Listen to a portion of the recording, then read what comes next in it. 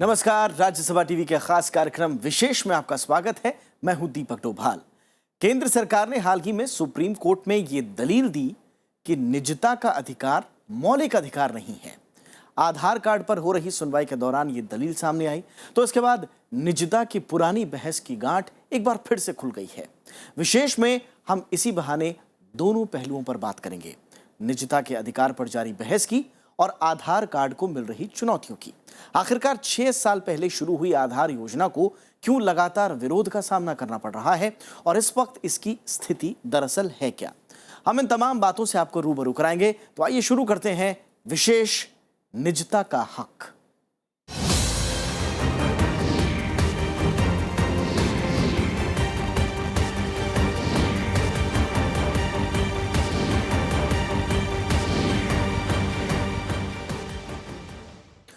यहां supreme court में सरकार ने साफ किया है कि निजता का अधिकार संविधान के तहत मौलिक अधिकार नहीं है और इसको लेकर फिलहाल कोई स्पष्ट कानून भी नहीं है।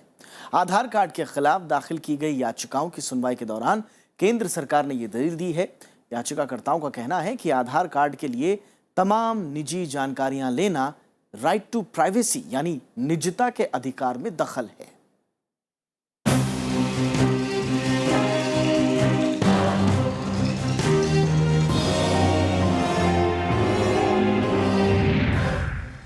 आम आदमी का अधिकार आधार।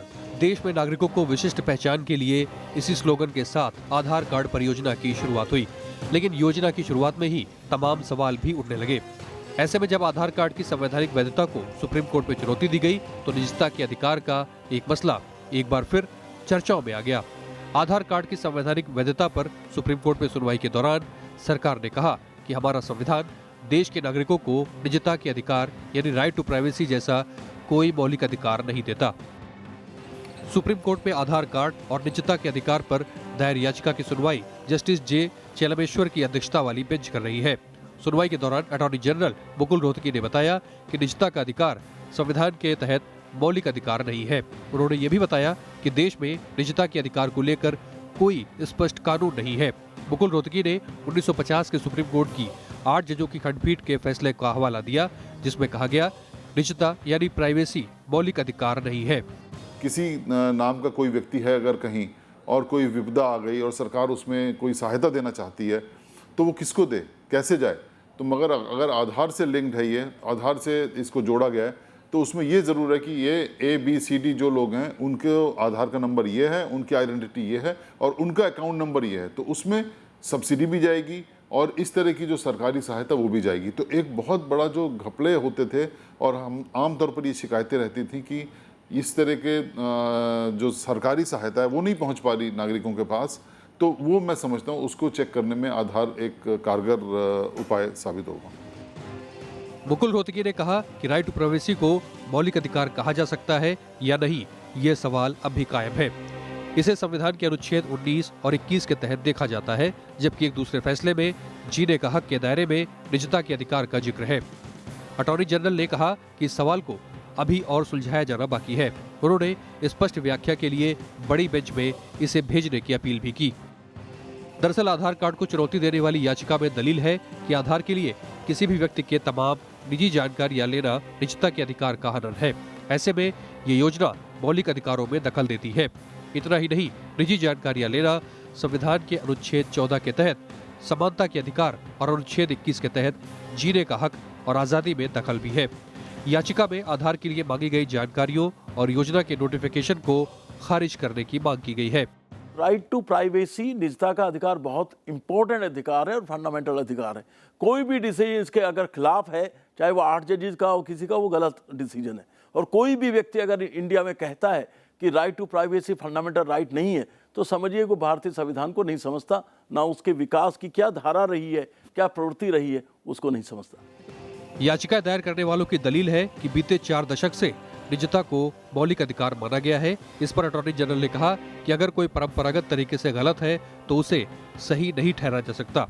निजता के लिए कोई मौलिक अधिकार नहीं है, इसलिए अनुच्छेद 32 के तहत दायर याचिकाएं खारिज की जानी चाहिए। रविंद्र सिंह शोरण के साथ अमिताभ अरुण दुबे, राज्यसभा टीवी। और आधार कार्ड और निजता के अधिकार की जारी बहस के बीच केंद्र सरकार ने सुप्रीम कोर्ट में कहा है कि आधार योजना को वापस लेना अब मुमकिन नहीं है।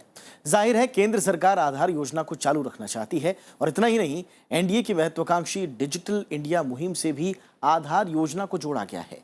वहीं पहचान पत्र के साथ साथ आधार कार्ड कई योजनाओं का हिस्सा भी बन गया है।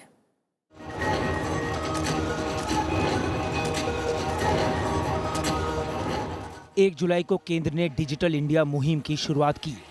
डिजिटल इंडिया के प्रोडक्ट्स में आधार कार्ड मोबाइल एप्लीकेशन को भी खास तौर से जोड़ा गया है।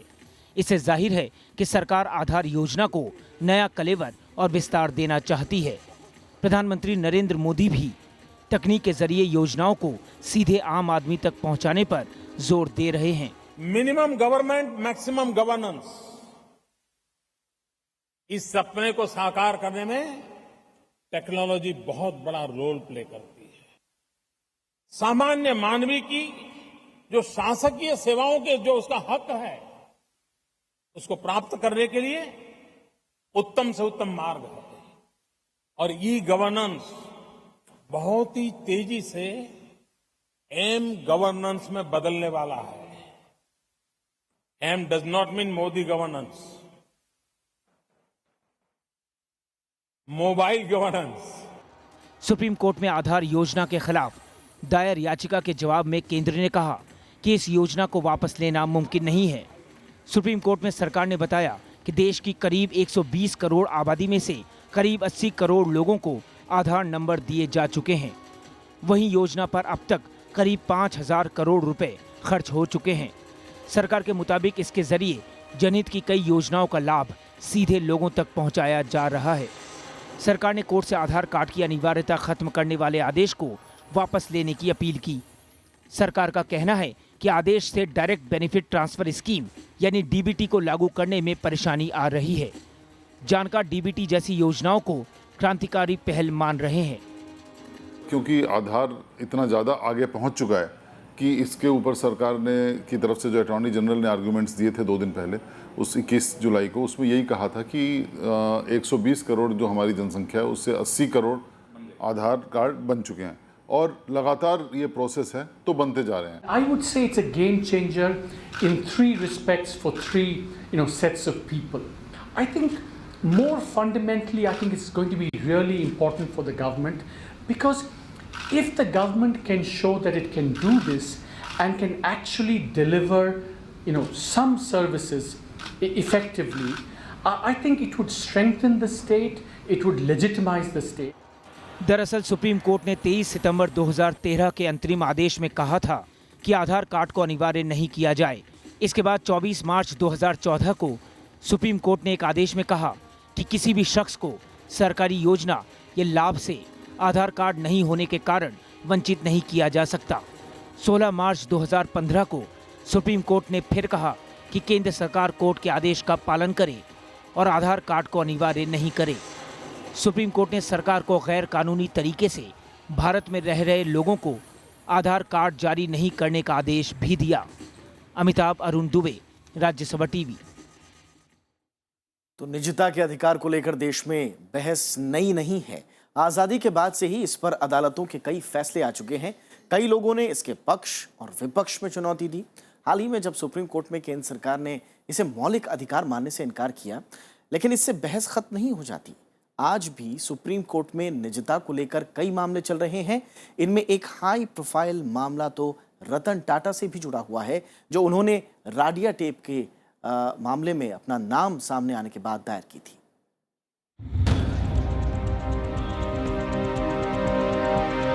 संविधान से हमें जो मौलिक अधिकार मिले हैं उसमें कहीं भी निजता के अधिकार का जिक्र नहीं है, लेकिन कई बार अदालत ने ये माना कि अनुच्छेद 21 के तहत ही इसे परिभाषित किया जाएगा और निजता की भावना का सम्मान किया जाना चाहिए।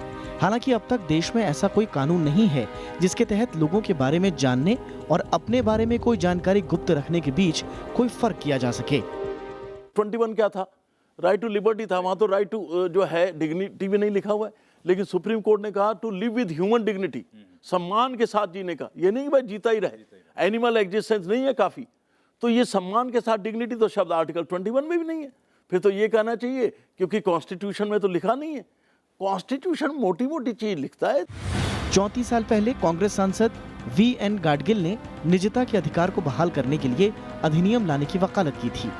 सुप्रीम कोर्ट ने 1962 में खड़क सिंह के मामले में ये कहा कि निजता के अधिकार का संविधान में साफ साफ जिक्र नहीं होने का मतलब ये नहीं है कि किसी के घर पर कभी भी छापा मारा जा सके। 1975 में गोविंद के मामले में सुप्रीम कोर्ट ने यही टिप्पणी दोहराई। 1994 में आर राजगोपाल बनाम तमिलनाडु सरकार के मामले में सुप्रीम कोर्ट ने कहा कि निजता व्यक्तिगत आजादी के दायरे में आती है, इसलिए अनुच्छेद 21 का अनिवार्य हिस्सा इसे माना जाएगा।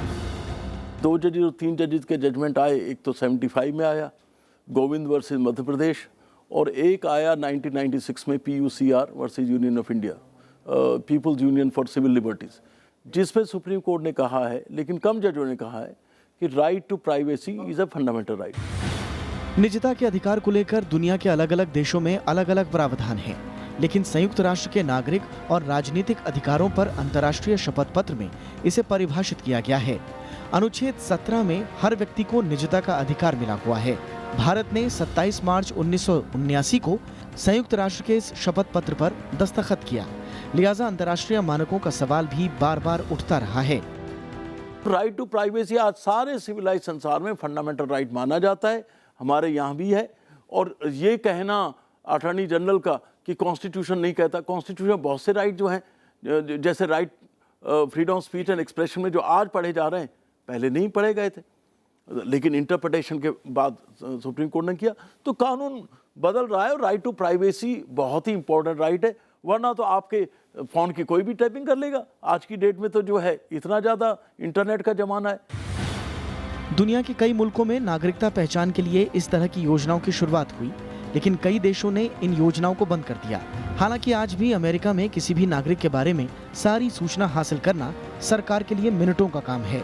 लेकिन भारत में इस योजना के अलावा जो निजता के अधिकार की बहस चली है, उनमें सुप्रीम कोर्ट ने सिर्फ अलग अलग फैसलों पर टिप्पणी ही की है। इसे संसद ने संविधान संशोधन के जरिए मौलिक अधिकार में शामिल नहीं किया है। रविंद्र सिंह शोराण के साथ दिलीप खान, राज्यसभा टीवी। और सुप्रीम कोर्ट में केंद्र की नई दलील के बाद निजता के अधिकार के मसले पर फिर से बहस तेज हो गई है। आधार योजना की शुरुआत से ही बार बार ये मुद्दा उठा, लेकिन किसी ठोस नतीजे पर नहीं पहुंचा। कई बार अदालतों ने आधार और निजता को लेकर टिप्पणियां की और कई बार चुनौती भी दी गई। ऐसे में देखते हैं कि दरअसल आधार योजना क्या है और निजता के हक का मुद्दा क्या है।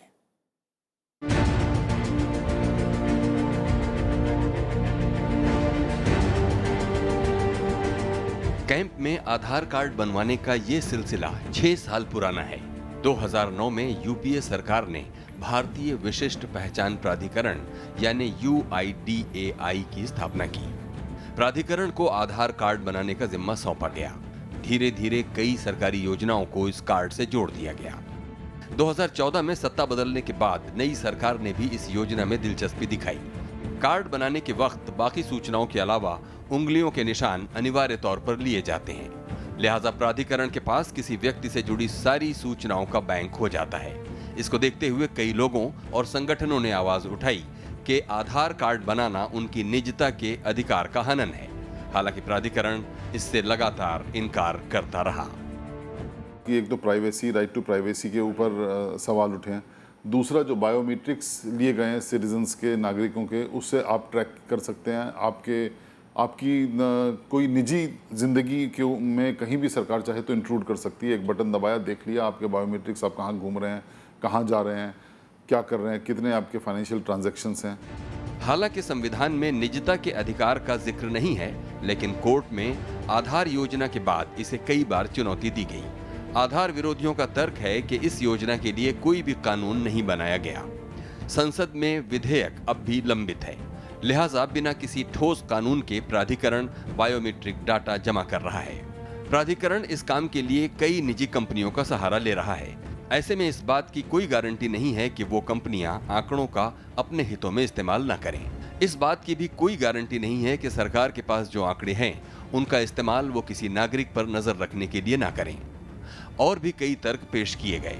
दिल्ली सरकार ने जब कुछ योजनाओं को आधार कार्ड से लिंक कर दिया तो चुनौती देने के बाद दिल्ली हाई कोर्ट ने सरकार को कहा कि आधार की मांग ऐच्छिक होनी चाहिए, अनिवार्य नहीं। कोई वेरिफिकेशन तो होता नहीं कि भाई ये आपका एड्रेस है कि नहीं, आप जाके खुद बताते हैं अपना और वो बना के दे देते हैं। तो उसमें जो है ना, थोड़ा सा अगर जैसे पासपोर्ट है उसमें वेरिफिकेशन होता है, सब कुछ होता है, तब पता चलता है कि हाँ भाई ये सही है। 2 पड़ोसी से भी पूछा जाता है। आधार कार्ड में तो आप गए, कंप्यूटर पे वो बच्चे बैठे हैं, वो अपना करा के देते। हालांकि निजता का अधिकार सीधे तौर पर संविधान में दर्ज नहीं है, लेकिन कोर्ट के कई फैसलों में निजता की सुरक्षा की बात कही गई है। सुप्रीम कोर्ट में आज भी इससे जुड़े कई मामले लंबित हैं, लेकिन आधार जैसी योजनाओं के साथ दूसरी चिंता पेश की जा रही है। अमेरिका में एडवर्ड स्नोडन ने जब नागरिकों पर नजर रखने के मामले में राष्ट्रीय सुरक्षा एजेंसी यानी NSA की हरकतों का पर्दाफाश किया, तो उसी दौरान ये बात भी सामने आई कि NSA दुनिया के जिन देशों पर ज्यादा नजर रखता है, उनमें 5वें नंबर पर भारत है। चिंता ये है कि बायोमेट्रिक सूचनाओं तक NSA जैसी संस्थाओं की पहुंच ज्यादा आसान हो जाएगी और इस तरह नागरिकों से जुड़ी सूचनाएं दुनिया के किसी भी कोने में बैठा कोई हैकर चुरा सकता है। कि बायोमेट्रिक्स आधार कार्ड में लिए गए हैं, हर एक के फिंगर प्रिंटिंग है, हर एक के आइज़ के रेटिना के प्रिंट्स हैं, तो आपको स्टेट कहीं भी जाके ट्रैक कर सकता है, आपका पीछा कर सकता है। आपके सारे जो बायोमेट्रिक्स हैं वो सरकार के पास हैं। दूसरा एक बहुत बड़ा जो इसमें कंसर्न है वो ये है कि ये जो नागरिक जितने सिटीजन्स हैं उनका जो डाटा इकट्ठा किया गया है, ये कहीं गलत हाथों में ना पड़ जाए और इसका मिसयूज ना हो जाए। आधार के विरोध में खड़े लोगों का यह भी कहना है कि जब इस योजना की शुरुआत हुई थी तो नागरिकता पहचान को मुख्य लक्ष्य बनाया गया था, लेकिन बाद में तमाम कल्याणकारी योजनाओं के साथ इसे जोड़ दिया गया। लिहाजा अपनी निजी सूचना UIDAI के साथ साझा करने या न करने का विकल्प नागरिकों के हाथ से छीनकर इस योजना को अनिवार्य बनाने की तैयारी की जा रही है। रविंद्र सिंह शेवराण के साथ दिलीप खान, राज्यसभा टीवी। देश में आधार कार्ड बनाने की शुरुआत 2010 से की गई। हालांकि इस पर मंथन 2006 से ही हो रहा था। मकसद था देश की जनता तक सरकारी योजनाओं की जो मदद है वो सीधी तरह से पहुंचाई जाए। लेकिन आइए देखते हैं कि योजना दरअसल शुरू कैसे हुई और फिलहाल ये कहां तक पहुंची है।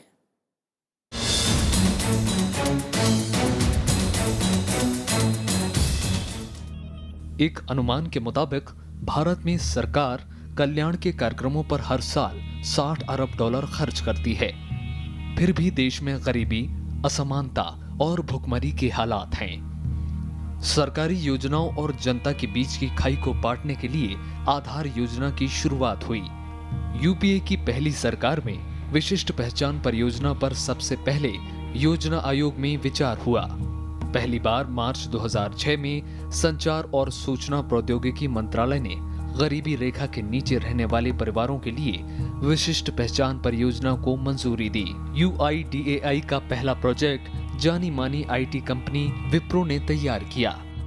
इसी दौरान सरकार राष्ट्रीय जनसंख्या रजिस्टर और बहुउद्देशीय राष्ट्रीय पहचान कार्ड बनाने पर भी काम कर रही थी।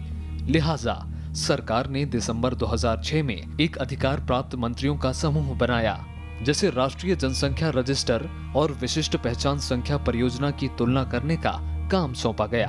28 जनवरी 2008 को अधिकार प्राप्त मंत्रियों के समूह ने NPR और UIDAI के मिलान की रणनीति पर चर्चा की और आखिरकार योजना आयोग के अधीन UIDAI को स्थापित करने के प्रस्ताव को मंजूर किया। इसके बाद 4 नवंबर 2008 को मंत्रियों के समूह ने सचिवों की सिफारिशों के आधार पर UIDAI के गठन को अंतिम मंजूरी दी। इसके लिए 28 जनवरी 2009 को योजना आयोग के संरक्षण में 115 अधिकारियों की कोर टीम के साथ एक अलग कार्यालय बनाया गया। 2 जुलाई 2009 को केंद्रीय मंत्री परिषद की अनुशंसा के बाद भारत सरकार ने नंदन M नीलेकणी को कैबिनेट मंत्री के दर्जे के साथ UIDAI के अध्यक्ष के तौर पर 5 साल के लिए नियुक्त किया। नीलेकणी ने 30 जुलाई 2009 को कार्यभार संभाला। एक आइडेंटिटी का डॉक्यूमेंट है ये। इससे आधार कार्ड होने से आपको ये नहीं आप कह सकते कि मैं भारत का नागरिक हूँ, मगर आप भारत में रह रहे हैं और आपके ये बायोमेट्रिक्स हैं। आप सरकार आपका पता लगा सकती है कि ये आधार का नंबर है और इससे आप ये साबित होता है कि आप भारत में रह रहे हैं, आप एक निवासी हैं, मगर सिटीजनशिप एक्ट के अंडर आधार की अनिवार्यता नहीं मानी गई है। संवैधानिक इसकी कोई बेस नहीं है। UIDAI ने कई स्तरों पर आंकड़े इकट्ठे किए। लोगों की उंगलियों के निशान और आंख की पुतली जैसे बायोमेट्रिक पहचान संबंधी जानकारी इकट्ठा की गई। इसके लिए देश भर में बड़ा अभियान चलाया गया। UIDAI ने 29 सितंबर 2010 को पहला आधार नंबर जारी किया। UIDAI ने हर महीने औसतन करीब 1 करोड़ की दर से सितंबर 2012 तक 25 करोड़ आधार कार्ड जारी किए। 2013 के दौरान UIDAI ने हर महीने करीब 2.5 करोड़ के औसत से कुल 29 करोड़ 10 लाख आधार कार्ड जारी किए। योजना का लक्ष्य जून 2015 तक 100 करोड़ लोगों को आधार कार्ड जारी करने का था, लेकिन फिलहाल करीब 80 करोड़ लोगों को ही इस योजना से जोड़ा जा सका है। रविंद्र सिंह शौराण के साथ दीपक डोभाल, राज्यसभा टीवी। और आधार कार्ड योजना शुरुआत से ही कई सवालों के घेरे में रही। अब तक इस योजना में 5,000 करोड़ रुपए खर्च किए जा चुके हैं, और लेकिन एक तबका इसकी जरूरत पर कई बार सवाल भी खड़े कर चुका है। हालांकि जानकार मानते हैं कि नागरिकों की एकीकृत पहचान बदलते वक्त की जरूरत बन गया है। आधार नंबर की शुरुआत के वक्त इसके एक मोबाइल पहचान पत्र होने की कल्पना की गई, जिसके जरिए भारत के किसी भी कोने से किसी भी आदमी की पहचान आसान होगी। किसी भी शख्स की पहचान के लिए महज फोन से आधार नंबर बताकर उसका सत्यापन मुमकिन होगा। भारत जैसे देश में आए दिन होने वाले आतंकी हमले और अवैध घुसपैठ पर लगाम के लिए इसे बेहद जरूरी माना जा रहा है। इसे घुसपैठ भी रोकी जा सकेगी और आतंकवादियों की पहचान भी की जा सकेगी। अगर इतना बड़ा देश है तो इसमें कितनी घुसपैठ हो रही है। हमारे यहाँ वेस्ट का जो बॉर्डर है पाकिस्तान के साथ, ईस्ट का बॉर्डर बांग्लादेश के साथ, और इतना पोरस बॉर्डर है, इतना इसमें आया जाया जा सकता है कि बड़ा मुश्किल है इसको संभाल पाना और इसकी रक्षा कर पाना। ये सब सुरक्षा की दृष्टि से आधार इसमें इस तौर पर आता है कि एक आइडेंटिटी का डॉक्यूमेंट है ये। दूसरे देशों की बात करें तो अमेरिका में एक राष्ट्रीय पहचान संख्या चलती है जिसे सोशल सिक्योरिटी नंबर कहते हैं। अमेरिका के अलग अलग राज्य अपने अपने पहचान कार्ड भी जारी करते हैं। इसके अलावा इंग्लैंड में भी विशिष्ट पहचान संख्या के साथ साथ पहचान कार्ड भी जारी होता है। इंग्लैंड के गृह विभाग के मुताबिक राष्ट्रीय पहचान कार्ड से उनकी आय में हर साल 65 करोड़ से 1 अरब पाउंड इजाफा होने का अनुमान है। इन देशों की तर्ज पर भारत में भी आधार योजना की अहमियत कई गुना बढ़ जाती है। अमेरिका में आप देखिए सोशल सिक्योरिटी कार्ड होता है वहाँ पर, तो आपके पास अगर वो कार्ड और वो नंबर है तो आप सरकार की बड़े सारे स्कीम्स हैं जो जिनका फ़ायदा आप उठा सकते हैं। आप हॉस्पिटल में जाएं तो आपके लिए वो हेल्थ स्कीम का काम करता है। सोशल सिक्योरिटी आपको अगर सरकार देती है, अनएम्प्लॉयमेंट अलाउंस देती है, तो वो आपके पास अगर ये सोशल सिक्योरिटी नंबर नहीं है तो आपको ये सहायता नहीं मिल सकती। और दूसरी तौर पर बाकी ब्रिटेन में भी देख लीजिए आप इस तरह के स्कीम्स हैं, मगर आयरलैंड ने ख़त्म कर दी थी, कनाडा में बीच में चली और ये पूरी तरह से कामयाब नहीं हो पाई। देश में कई योजनाओं का फायदा एक साथ किसी आदमी तक एक ही खाते में मिलना सहूलियत और फायदा दोनों लेकर आ सकता है। जानकार मानते हैं कि इस कार्ड से गरीब लोगों को आर्थिक लाभ होगा, उनकी क्रय शक्ति बढ़ेगी, जिससे पूरे देश की अर्थव्यवस्था मजबूत हो सकती है। आधार का एक बड़ा फायदा किसी आपदा या दुर्घटना में मुआवजा देने के काम में भी आ सकता है। किसी नाम का कोई व्यक्ति है अगर कहीं और कोई विपदा आ गई और सरकार उसमें कोई सहायता देना चाहती है तो वो किसको दे, कैसे जाए? तो मगर अगर आधार से लिंक्ड है, ये आधार से इसको जोड़ा गया है, तो उसमें ये ज़रूर है कि ये ABCD जो लोग हैं उनके आधार का नंबर ये है, उनकी आइडेंटिटी ये है और उनका अकाउंट नंबर ये है। आज देश का एक आम नागरिक कई तरह के अलग अलग पहचान पत्रों के साथ जीता है, जिससे कई बार भ्रम की स्थिति पैदा हो जाती है। आधार कार्ड से एकीकृत पहचान आसान होगी और जनता के साथ साथ सरकार के भी धन और ऊर्जा की बचत होगी। इसके अलावा इस कार्यक्रम के तहत तैयार होने वाला राष्ट्रीय डाटाबेस शहरी और ग्रामीण क्षेत्रों के लिए नई योजनाओं को शुरू करने और उन्हें लागू करने में मदद देगा। लेकिन आधार की ये जरूरत तभी सार्थक हो पाएगी जब सरकार आम लोगों की निजी जानकारियां और आंकड़े गलत हाथों में नहीं जाने दें। रविंद्र सिंह शौराण के साथ ब्यूरो रिपोर्ट, राज्यसभा टीवी।